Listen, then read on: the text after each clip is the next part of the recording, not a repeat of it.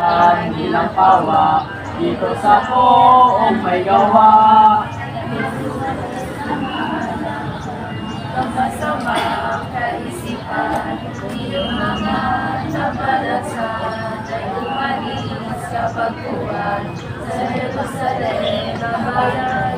At dito nga sa Alis ng poong maibigibig ay nagigilin. Ang larang ay mga sakit na hanggang sa tibigis.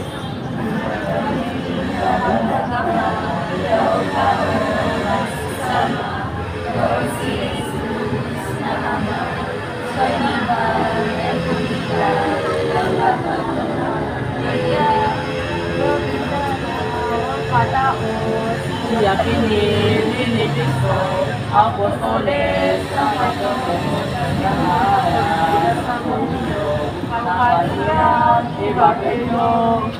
Si Pedro ang una-una, puro ng Santa Iglesia. Si Andres ang ikalawa, magkapatid naman sila. Tunay na anak ni Bona, si Juan at si Santiago, magkapatid na ito, na anak ni